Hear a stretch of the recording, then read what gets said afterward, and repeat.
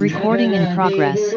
నిన్ను కూడా చేసెను ప్రేమగల దేవుడు నన్ను కూడా చేసెను ప్రేమగల దేవుడు నన్ను చేసెను ప్రేమగల దేవుడు నిన్ను చేసెను सुंदर का फूल को ऊंचा ऊंचा पेड़ को सुंदर का फूल को ऊंचा ऊंचा पेड़ को यहाँ वहाँ उड़ने का पक्षियों का बनाया यहाँ वहाँ उड़ने का पक्षियों का बनाया मेरे परमेश्वर ने तुझको भी बनाया मेरे परमेश्वर ने तुझको भी बनाया परमेश्वर ने बसंत बनाया मेरे परमेश्वर ने बसंत बनाया मेरे परमेश्वर ने बसंत बनाया मेरे परमेश्वर ने बसंत बनाया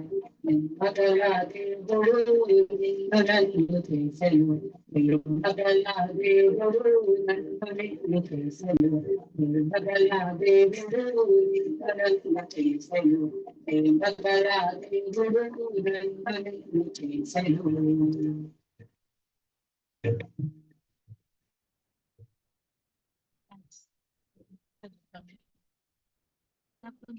పిల్లలకి సండే స్కూల్ క్లాప్స్ కొడదాం. 1 2 3 4 5. అయ్యో పాపం ఎవరు తిని రాలేదండి. కొంచెం గట్టిగా చేతులు పైకి కొట్టచ్చు కదా. 1 2 3 4 5. ఇప్పుడు కొంచెం దిగు. ఇంతవరకు పాటల ద్వారా దేవుని నామాన్ని మహిమపరుస్తూ వచ్చాం. ఇప్పుడు దేవుని యొక్క ప్రేమ ఎలాంటి వారినైనా మార్చగలిగే శక్తి దేవుని ప్రేమకుంది. అటువంటి దేవుని ప్రేమను వ్యక్తపరిచే స్కిట్ ని మన చిన్నారి మనం చేస్తారు. ఇప్పుడు ప్రేమ ఎంతో గొప్పదని, మరి ఎటువంటి కోపతాపాలున్నా, మనం ఎటువంటి చెడు మార్గంలో ఉన్నా, మరి ఆ మార్గం నుండి మనంతటా మనము మార్చుకోలేము. అనుకుంటాం, నా కోపం రాకుండా నేను కంట్రోల్ చేసుకోవాలి, నేను ఎవరిని ఇబ్బంది పెట్టకూడదు, నేను చెడు మార్గంలో వెళ్లకుండా ఉండాలి అని మనకి మనం నిర్ణయం తీసుకుంటాం. కానీ ఆ తీసుకున్న కాసేపే మళ్ళా మనం దారి తప్పిపోతాం. అయితే దేవుని ప్రేమని మనం తెలుసుకున్నప్పుడు దేవుని ప్రేమను ఎరుగుట ద్వారా, మరి దేవుని విశ్వాసం ఉంచడం ద్వారా మరి ఆ పాపం చేయకుండా మనం విడుదల పొందగలం. అయితే ఆ దేవుని ప్రేమ ఎలాంటి వారినైనా మార్చగలదు అనేది మరి స్కిట్ ద్వారా మనం తెలుసుకున్నాం.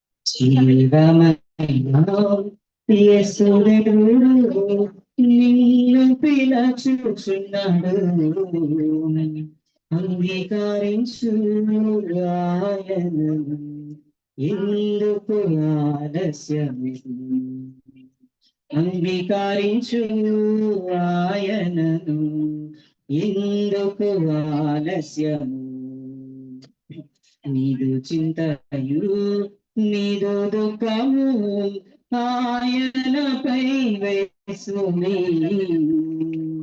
నీదు భరము నీదు చింతయు ఆయన భరించు. అందరికీ ప్రైజ్ ది లార్డ్. మనకి డిసెంబర్ 25 క్రిస్మస్ కదా. అయితే యేసుక్రీస్తు ప్రభు వారు ఎందుకు జన్మించారు అనే విషయాన్ని ఈ స్కిట్ ద్వారా మనం చూద్దాం. ఈ నాటకం విశ్వాసం, ప్రేమ, త్యాగం, మార్పు గురించి. అయితే ఈ నాటకంలో 3 మెయిన్ క్యారెక్టర్స్ ఉన్నాయి.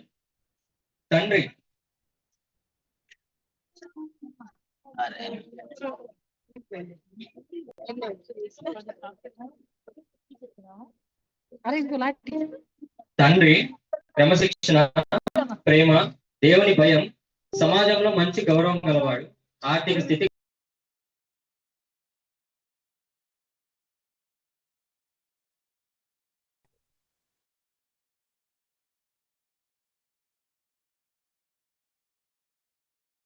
అపారమైన ప్రేమ గలవాడు, ఒక సాఫ్ట్వేర్ కంపెనీలో పనిచేస్తుంటాడు.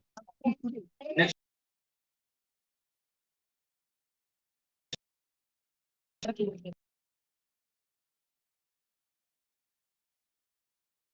తప్పు ప్రాధాన్యతలు, కానీ అన్న అంటే చాలా ప్రేమ ఎక్కువ. సరే, ఇప్పుడు మనం స్కిట్ లోకి వెళ్దాం.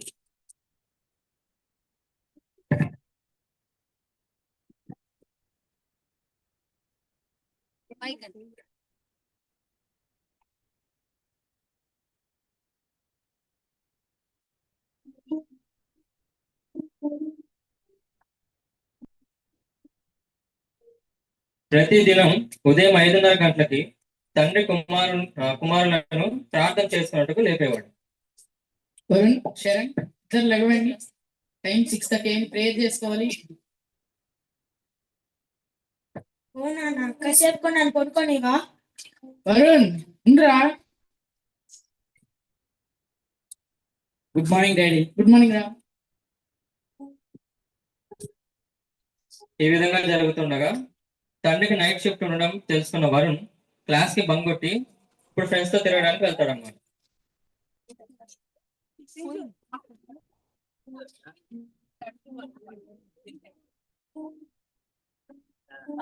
హలో శరణ్, తిన్నారా? తమ్ముడు ఇంటికి వచ్చాడా? నేనైతే తినేసాను డాడీ. వరుణ్ ఇంకా ఫ్రెండ్స్ తో బయట ఉన్నట్టున్నాడు డాడీ.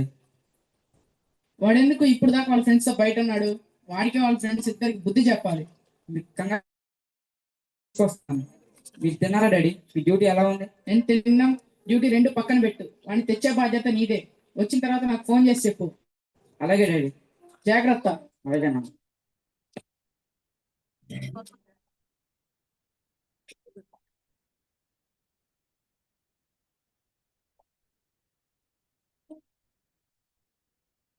హలో వరుణ్, ఎక్కడా నువ్వు? ఏం చేస్తున్నావు ఎంతసేపు? ఫ్రెండ్స్ తో పార్టీలో ఉన్నాను. ఫస్ట్ ఎక్కడా చెప్పు, నేను వచ్చి నేను తీసుకొస్తా. ఏంటి కాసేపు ఎంజాయ్ చేయలేదా? నా అంతటి నేనే వస్తాగా. నేనేమన్నా చిన్నపిల్లన్నా? ఇప్పుడు వరుణ్ ఇంటికి వచ్చిన తర్వాత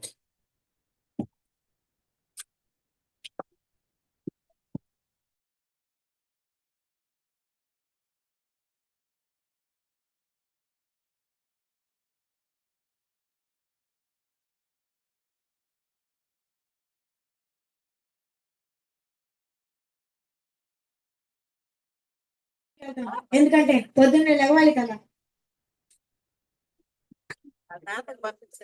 ఇప్పుడు శరణ్ ప్రతిరోజు వెళ్తున్నట్టుగానే తన డ్యూటీకి వెళ్తాడు. వాళ్ళ మేనేజర్ శరణ్ ని పిలిచి ఈ విధంగా చెప్తుంది. శరణ్, ఇట్లా మనకు కొత్త ప్రాజెక్ట్ వచ్చింది. నువ్వు ఏం చేస్తావో నాకు తెలియదు. ఈరోజు నైట్ కల్లా కంప్లీట్ చేయాలి. ఇదిగోని ప్రాజెక్ట్. అలాగే సార్.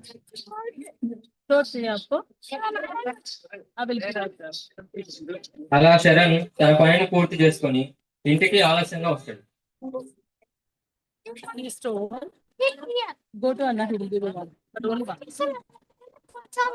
ఏమేమి శరణ్, బాగా అలసిపోయావు? అవును డాడీ, ఈ రోజు కొత్త ప్రాజెక్ట్ ఒకటి ఇచ్చారు. అది అయిపోయేసరికి ఆలస్యం ఉంది. సరే, అన్నం తీసుకొని తిని. తమ్ముడు గురించి తెలిసిందేగా, వాడు నా మీద చాలా కోపంగా ఉన్నాడు. అయినా వాడంటే నాకు చాలా ఇష్టం. మన ప్రేమను అర్థం చేసుకుంటే బాగు. కంగారు పడక నాన్న, నేను సర్దుకుంటాను. సరే, రేపు వాడి బర్త్డే కదా.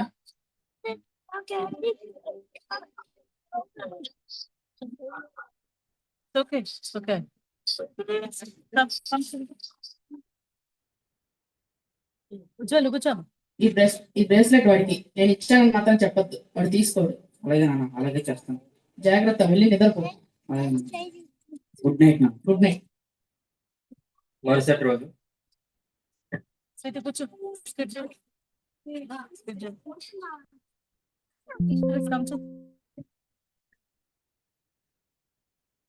Varun, happy birthday Varun.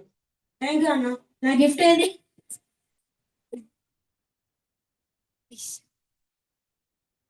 చాలా బాగుంది అన్న. Thank you. ఇది నానేం ఇవ్వలేదు కదా? ఆయనకి అంటే చాలా ఇష్టం రా. ఎందుకు ఇలా అనుకుంటున్నావు? నాకు తెలుసులే. ఆయన నా మీద ఎంత ప్రేమ ఉందో ఆయనకి.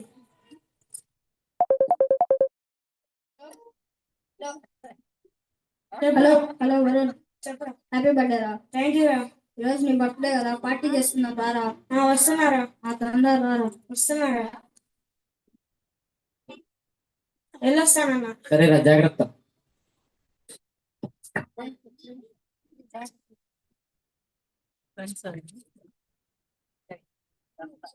ఓకే ఆల్కహాల్ ఆయన వాటర్ లాగా వాడే వీడు సరిపోయాడు ఫ్రెండ్స్ కూర్చుంటారా?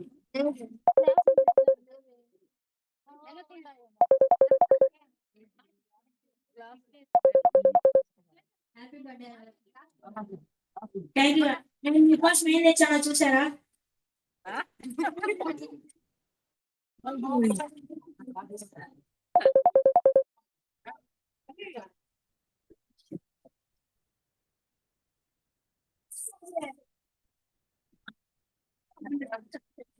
ఈ బ్రాస్లెట్ చాలా బాగుంది. ఎవరు ఇచ్చారు? మరణించారా?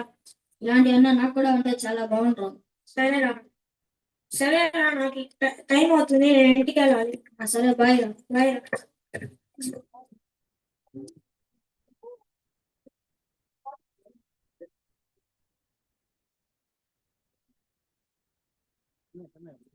ఇలా వరుణ్ బాగా తాగిన మత్తులో ఉంటూ ఇంటికి వెళ్ళబోతున్నాడు.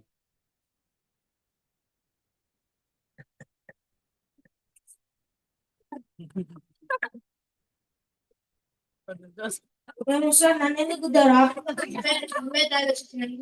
నేనేం గుద్దలేరా, నువ్వే నన్ను గుద్దావు.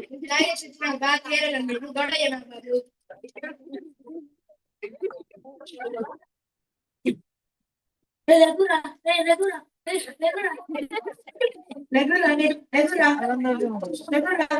అమ్మో, నన్ను ఎవరైనా చూస్తే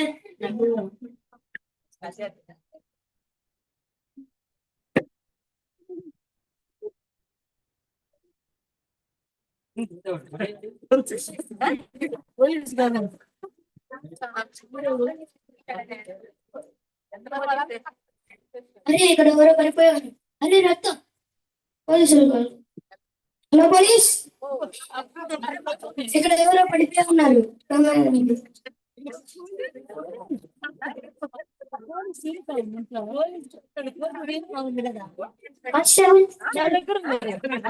మా దగ్గర ఉంది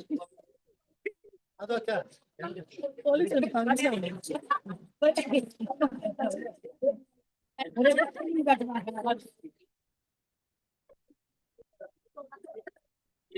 సార్, నాకు బ్రాస్లెట్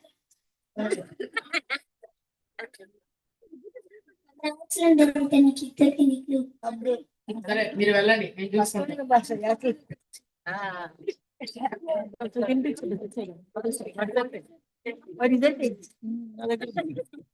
ఇలా వరుణ్ ఆ వ్యక్తిని చంపిన తర్వాత ఎంతో భయంతో ఇంటికి వస్తాడు. ఇంటికి వచ్చిన తర్వాత వాళ్ళ అన్నతో ఎలా మాట్లాడతాడో చూద్దాం. అమ్మో, నా బ్రాస్లెట్ ఎక్కడ పడిపోయిందో ఏందో.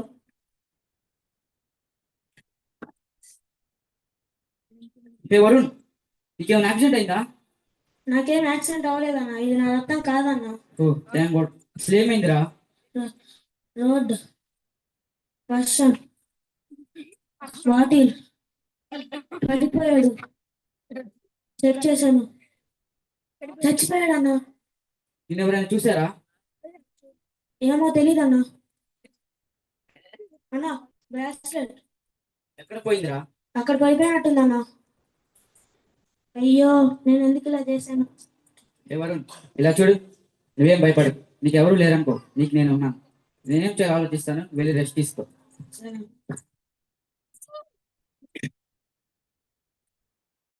ఈ విధంగా తండ్రికి తన కుమారుడే ఈ పాపం చేశాడని తెలిసి తన రూమ్ లో బాధపడుతూ ఉంటాడు. అయ్యో, ఎందుకు ఇలా చేశావు?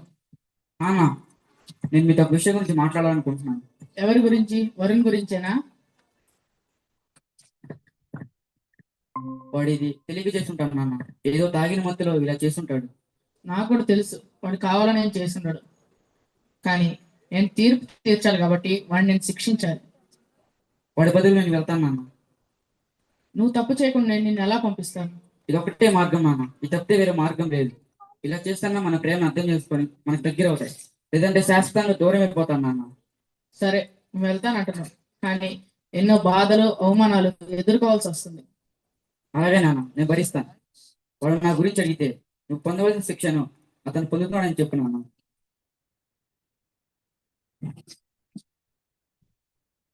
వెళ్ళొస్తాను నాన్న. ఇప్పుడు తండ్రి పోలీస్ ఆఫీసర్ శరణ్ అరెస్ట్ చేయడానికి వస్తారు.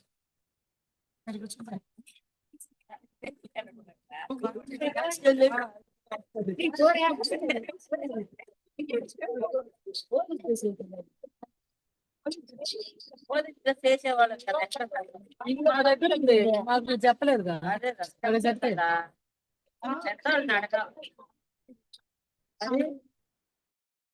కానిస్టేబుల్స్ అరెస్ట్ చేయండి. శరణ్,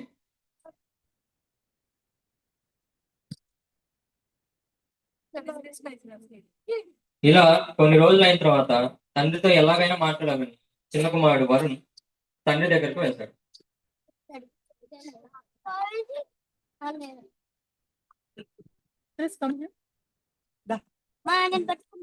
నానా శరణ్ ఎక్కడ? శరణ్ ఎందుకు అరెస్ట్ చేశారు? శరణ్ ఏడి?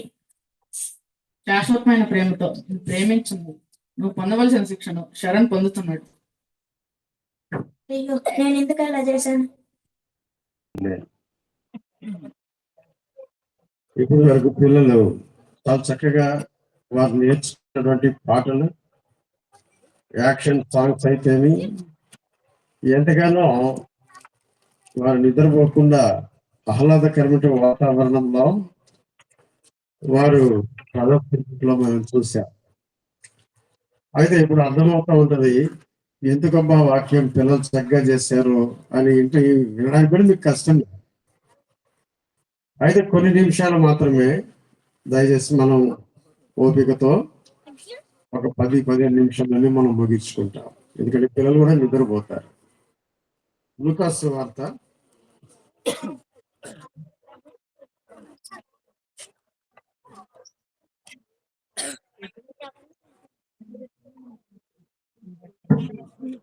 2వ అధ్యాయం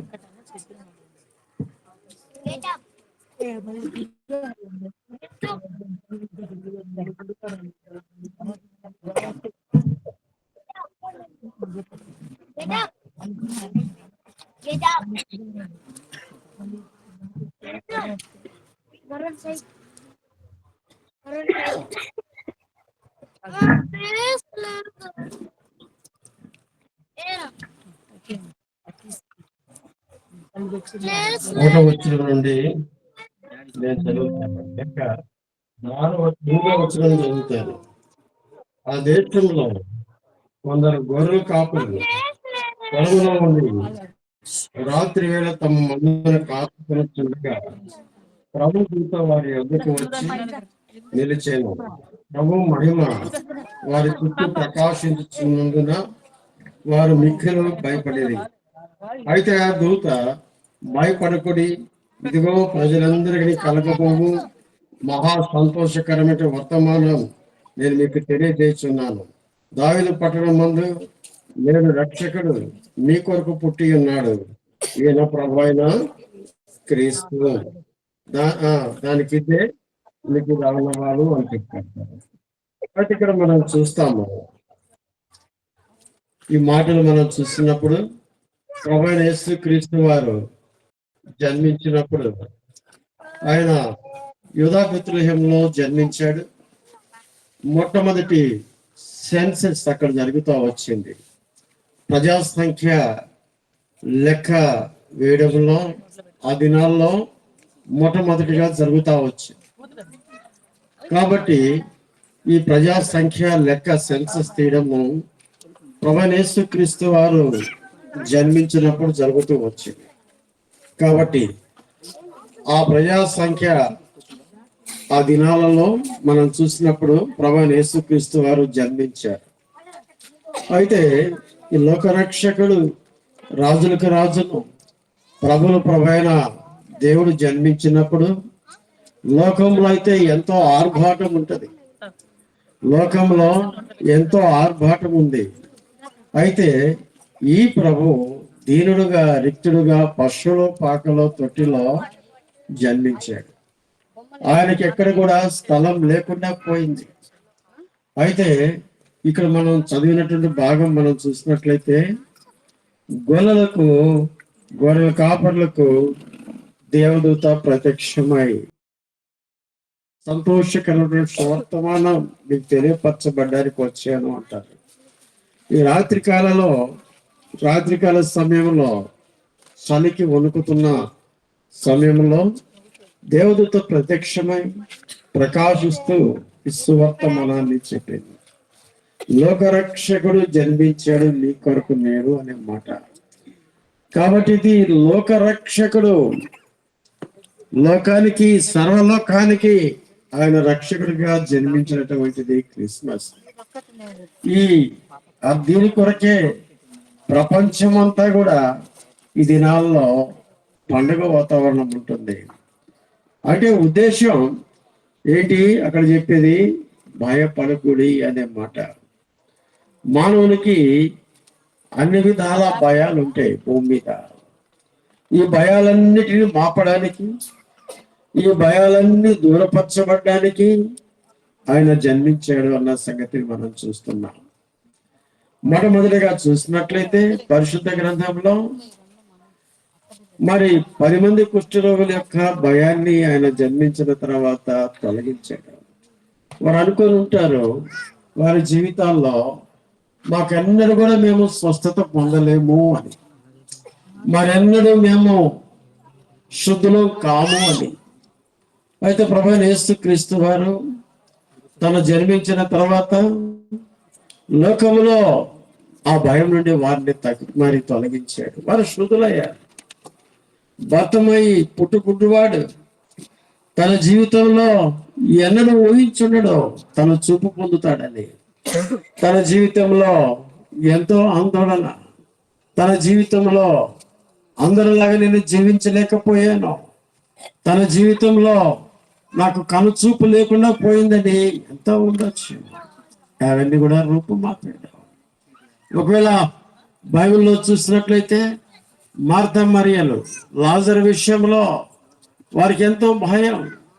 తన సహోదరుడు మరణించాడు, మరి అప్పుడు కూడా ఆ భయాన్ని నుంచి మరి రాలేమనుకున్నారు. యేసుక్రీస్తు ప్రభువారు 3 దినాలు అయినప్పటికీ కూడా సమాధిలో ఉన్న వాడిని, డికంపోజ్ అయిన బాడీని ఆయన మాటలన్నప్పుడు లేచి నిలబడ్డాడు. ఇది లోక రక్షకుడు. అవునండి, మరి అంతా బాగానే ఉంది. ఇదేంటి? మహా సంతోషకరమైన సువర్తమానం.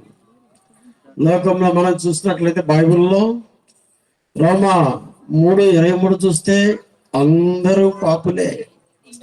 ఈ పాపం నుండి తొలగించబడ్డానికి, అందరూ ముక్తి పొందడానికి, వారు శిక్ష నుండి తప్పించబడి నిత్యరాజ్యములోకి ప్రవేశింపబడ్డానికి ప్రభువే ఆ భయాన్ని నుండి తొలగించాడు.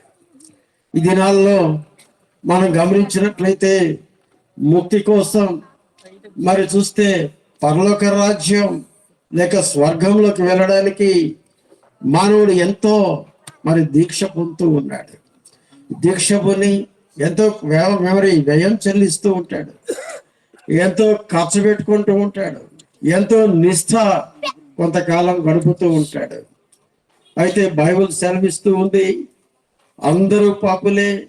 ఇటు ఘోరమైన పాపము నుండి ఆయన రక్షించడానికే క్రీస్తు యేసు ఈ లోకానికి వచ్చాడు. ఆయన రక్తం కార్చి ఆ కలవరి శిలువలో మరి సమాధి చేయబడి 3వ దినం లేచిన దేవుడుగా ఉన్నాడు. అందుకనే లోకరక్షకుడు అన్నారు. అయితే రోమిలకు రాసిన పత్రిక 5వ అధ్యాయం 8వ వచనం ఒక మాట చదువుదాం. రోమిలకు రాసిన పత్రిక 5వ అధ్యాయం 8వ వచనం తీసుకొని చదవచ్చు. అయితే దేవుడు మన ఎడల తన ప్రేమను వెల్లడి పరుచున్నాడు. ఎట్లనగా మనం ఇంకను పాపులమై ఉండగానే క్రీస్తు మన కొరకు చనిపోయెను, ఇంకను పాపులు ఉండగానే ఆయన మరణించాడు. ఆయన మరణించి సమాధి చేయబడి తిరిగి 3వ దినం లేచిన దేవుడు. నీ కొరకు నా కొరకు ఆయన కల్వరి శిలువలో రక్తం కార్చాడు. మన యొక్క పాపాలు మరి అవి క్షమించబడడానికి ఆయన ఈ లోకానికి వచ్చాడు. రక్తం చిందించనిదే పాప పరిహారం లేదు అని బైబిల్ గ్రంథం సెలవిస్తా ఉంది. కాబట్టి ఆ ఎడ్ల రక్తం, గొర్రెల రక్తం, పశువుల రక్తం కాదని చెప్తూ ఉంది పరిశుద్ధ దేవుడు. ఆయన రక్తం ద్వారానే మరి మానవుల యొక్క పాపం పరిహరించబడుతూ ఉంది. కాబట్టి ఈ క్రిస్మస్ అన్నది ఈవుల పండుగ.